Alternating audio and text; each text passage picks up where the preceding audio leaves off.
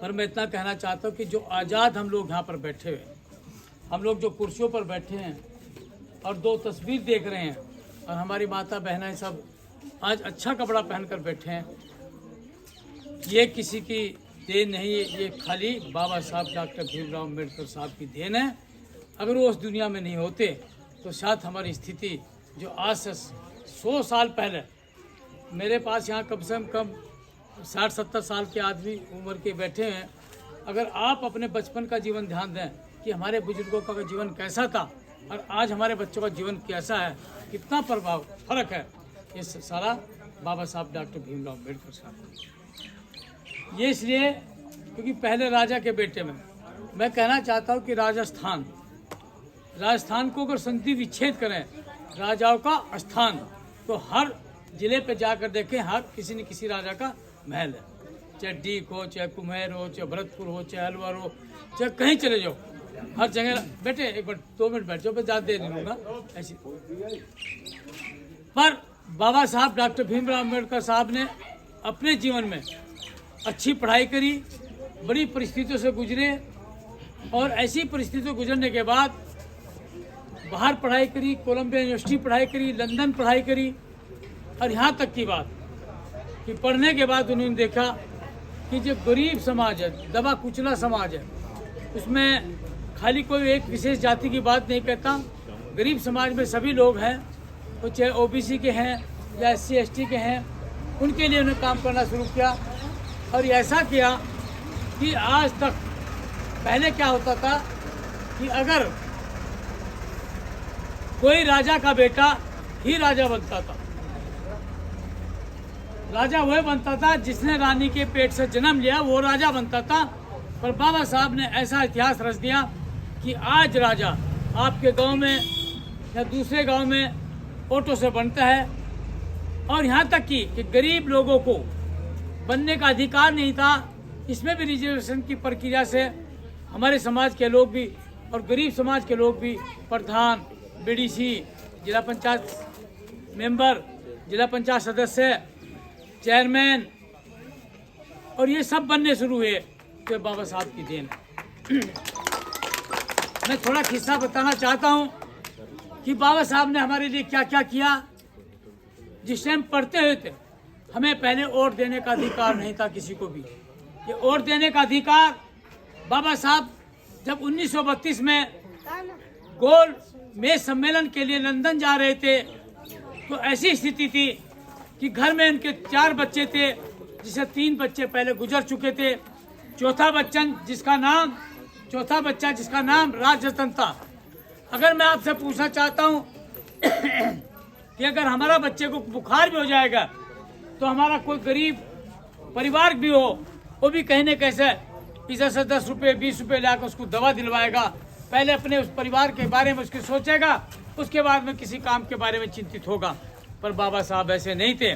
बाबा साहब को बताना चाहता हूँ, थोड़ा ध्यान देकर सुनिए, कि जिस वक्त आपके वोट के अधिकार के लिए, क्योंकि हमें वोट डालने का अधिकार नहीं था, वोट के अधिकार के लिए बाबा साहब लंदन जाने वाले थे, तो उसी वक्त 3 बच्चे तो पहले गुजर गए थे। चौथा बच्चा ऐसी स्थिति में था कि अगर बाबा साहब जाएं या ना जाएं, क्योंकि समाज के लोग, भाई परिवार के लोग बोले कि अम्बेडकर, क्योंकि हम तो वो तो परिवार के, तो बच्चे का नाम बच्चे की तरह लेंगे, कि अम्बेडकर तुम कहाँ जा रहे, तुम्हारे 3 बेटे पहले गुजर गए, और चौथा बच्चा जो राजरतन है, जिसके बारे में आप लोग कहते हो कि आने वाले समय में जो मेरा काम अधूरा होगा उसको राजरतन काम करेगा, पर ये तो हो सके आज या कल इसकी मृत्यु हो जाएगी, इससे आप मत वहाँ जाइए। और एक पैर बाबा साहब का बाहर, एक पैर अंदर, कभी समाज को देखते हैं और कभी अपने परिवार को देखते हैं, और माता रमाबाई को देखते हैं जो उनकी मिसिज थी। क्योंकि एक माँ का, एक बच्चे का दुख जो माँ समझ सकती है, बाप बाद में समझते हैं, पर माँ के लिए बहुत बड़ी बात होती है। तो इस दुख की प्रक्रिया से कभी अंदर कभी बाहर, आखिर वो अपनी बात से विचलित नहीं हुए।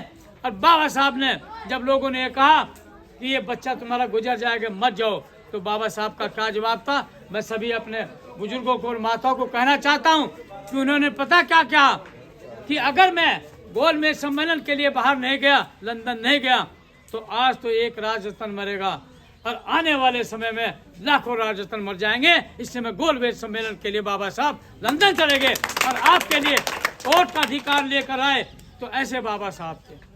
तो मैं कहना चाहता हूँ कि हमें समझना पड़ेगा, ये वोट के हकदार वो हैं जिन्होंने वोट का अधिकार हमें दिया। वोट का अधिकार हमें बाबा साहब ने दिया। और बाबा साहब का मिशन कौन चला रहे हैं? पहले माने और काशीराम साहब चला रहे थे, और अब कौन चला रहे हैं इस मिशन को? आदरणीय बहन कुमारी मायावती जी, जो 16-16 घंटे काम करती है। और ये आपके लिए बहुत बहुत प्राउड की बात है कि आपके समाज में से आज हमारी माता बहनें बैठी हैं। हम अगर सोचे अपनी अकेली प्रधान गांव की सरपंच बन जाए तो बहुत बड़ा काम है। और आदरणीय बहन कुमारी मायावती जी उत्तर प्रदेश के अंदर 4-4 बार मुख्यमंत्री बनी। क्यों बनी? क्योंकि हम उत्तर प्रदेश के लोगों ने, मैं बताना चाहता हूँ, मैं भी आपके समाज से हूँ, उत्तर प्रदेश का रहने वाला हूँ, जिला सहारनपुर मेरा शहर है। हम लोगों ने सबने इकट्ठा होकर, जैसे कि आपके गाँव अभी आपने बताया कि हम सब लोग मिलकर सारी वोट बहुजन समाज पार्टी को डालते हैं, तो ऐसे हम लोग भी सभी वोट, कोई भी कैंडिडेट आए जो बहन कुमारी मायावती जी का थप्पा लगाकर, जो मोहर लगवा कर आएगा, वो ही बीच में आपका कैंडिडेट होगा। उस पर कोई जिक्र करने की जरूरत नहीं है। तो मैं कहना चाहता हूँ, उस मिशन को अगर आपको चलाना और बच्चों की भलाई के लिए, पढ़ाई के लिए अगर आगे बढ़ना है, तो आदरणीय बहन कुमारी मायावती जी का साथ दो और रात दिन, बहन जी रात दिन काम करती हैं।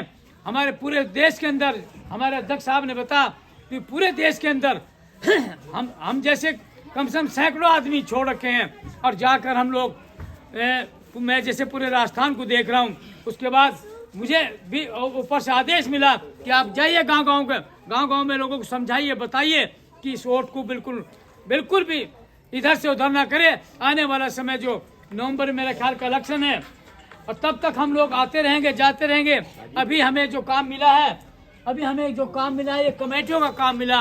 ये कमेटियों का काम का मतलब कि हमारे पास कितने बूथ, सबसे पहले जिला कमेटी होती है, जिला कमेटी का कंट्रोल अध्यक्ष साहब करते हैं, और उसके बाद विधानसभा कमेटी होती है। इस विधानसभा के अध्यक्ष रमेश, क्या नाम जी? रमेश खेड़ा जी आज वो किसी काम से नहीं आए हैं। अब जिला कमेटी के लोग बैठे हैं, इधर हमारे बीच में विजय राम एडवोकेट जी बैठे हैं, इधर आप अपने जिला प्रभारी बैठे हैं रामकिशोर भटपुरा जी, और दूसरे प्रभारी को बैसला जी। अच्छा, बैसला जी। दूसरी बात, सब लोग मिलजुल कर ये लोग काम कर रहे हैं, ये कमेटियां बन रहे हैं, और कमेटियों का ने भी 2 बूथ का काम किया है, 2 बूथ का काम कंप्लीट किया। जो लोग स्वेच्छा से अपना समय देना चाहते हैं, करीब 1 महीने में अगर कोई 1 हफ्ते में 1 दिन भी देगा यहाँ से बूथ कमेटी वाला, तो बहुत बड़ी बात है। क्योंकि ये किसी एक की जिम्मेदारी नहीं है, ये मेरी जिम्मेदारी नहीं, जिला अध्यक्ष की भी जिम्मेदारी नहीं है, और बहन जी की भी जिम्मेदारी नहीं है। इस मिशन को बचाने के लिए हर बच्चे से बड़े और हर एक माता बहनों की जिम्मेदारी है कि इस मिशन को हमें बचाना है। क्योंकि नहीं तो अभी देख रहे हैं, देश के प्रधानमंत्री हर चीज को बेचने के लिए खड़े हैं, चाहे LIC हो, चाहे कोई भी कंपनी हो, एयरपोर्ट हो, रेलवे हो, कोई भी चीज। जैसे एक नालायक बच्चा घर में कोई चीज नहीं खरीदता ना, तो माँ बाप की प्रॉपर्टी बेचता चले जाता है, और बाद में कहने लगता है कि क्या किया। उन्हें 9 साल होने जा रहे हैं, 9 साल के बाद भी कभी कांग्रेस को दोष देते हैं, कभी दोष देते हैं, कभी किसी और पार्टी को दोष देते हैं। तो मेरा कहने का मतलब है कि हम सब लोगों को इस देश को बचाना, इस देश को बचाने के लिए पहले हमें मिशन को बचाना। अगर बाबा साहब नहीं होते, यहाँ पर कितने लोग नौकरी हैं जी? 0, कोई नहीं है। चलो कोई बात है जी, चलो कोई बात नहीं। आपके आसपास गांव, अभी हम गए रविदासपुरा का, कौन सा गांव था, काफी नौकर थे। हाँ, तो वो लोग पढ़े लिखे तो नौकरी मिली, और नौकरी मिली तो सबने अपने घर, गाड़ी घोड़ा, अपने बच्चे पढ़ाए। तो मैं कहना चाहता हूँ, माता बहनों को भी कहना चाहता है कि अपने बच्चों को पढ़ाएं, इनको साफ सुथरा रखें, पढ़ाएं। क्योंकि पढ़ाई गरीब आदमी के लिए एक हथियार है जिससे हम लोग आगे बढ़ सकते हैं। हमारे पास जमीन जायदाद भी अगर होगी, किसी के पास बहुत थोड़ी, 1 बीघा 2 बीघे 4-5 बीघे होगी, कोई किसान होगा जिसके पास 10 बीघे होगी, मैं नहीं समझता। हमारे पास अगर एक अमीर बनने का और आगे जाने का, अच्छी जिंदगी जीने का रास्ता है, वो है पढ़ाई। और एक दूसरा, अपने मिशन को आगे बढ़ाते चलेंगे। क्योंकि जब तक आप लोग मिशन से नहीं जुड़ेंगे तो आपको बाहर की दुनिया का पता नहीं लगेगा, अगर क्या हो रहा क्या नहीं हो रहा। अब मैं बता रहा हूँ, मैं आपसे ये कम से कम 700 किलोमीटर दूर चल कर आऊँ, अपना घर छोड़ कर आऊँ, और अपनी नौकरी छोड़ रखी मैंने। क्योंकि कहीं ना कहीं जैसे अगर मान्यवर काशीराम साहब नहीं सोचते, बाबा साहब नहीं सोचते, तो वो लोग अगर अपने बच्चे और परिवार के लिए जीते तो हो सके हम लोगों को पैंट, ये शर्ट और ये कुर्ता नहीं मिलती।